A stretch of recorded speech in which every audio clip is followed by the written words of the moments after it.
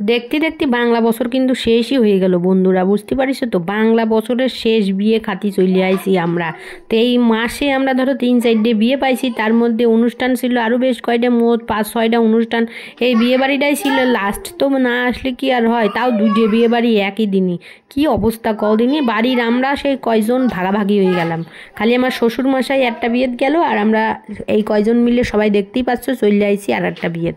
এই বিয়েতে আইসে দেখো ছেলে মেয়ে লাইটিং দেখে তো পাগল, ভাবছে যে দুর্গাপুজো শুরু হয়ে গেল নাকি।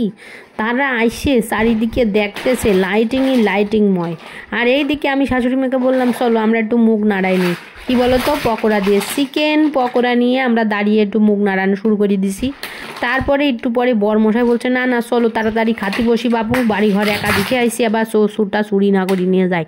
কারণ বাড়িতে আজকে আর কেউ নেই, বাড়ি ফাঁকা, তালা চাবিজ দেওয়া, বুঝলি তো পারিস।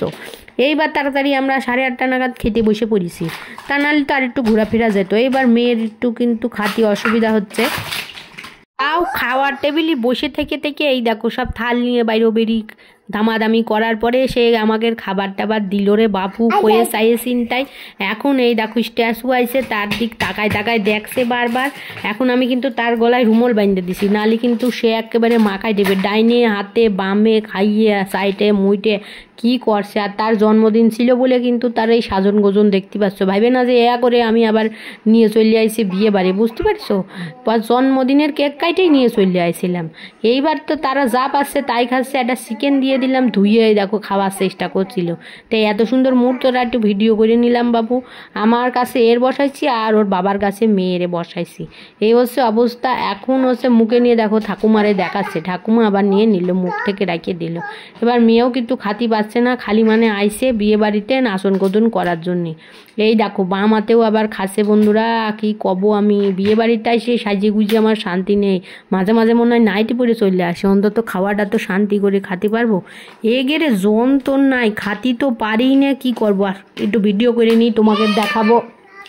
এইবার খাওয়া শেষ হতে না হতে তারা আইসক্রিম দেখে ফেলাইছে, আর আইসক্রিম থেকে রক্ষা করা যায় না জানো তো। আইসক্রিম খাবি বলে লাফালাফি, আর আইসক্রিমটা নেবেই। আমি তো লুকাতে পারলে বাসি, নাহলে তো ধরো যে আমারই অবস্থা খারাপ করে দিবি, জ্বর ঠান্ডা কাশি লাগাবে।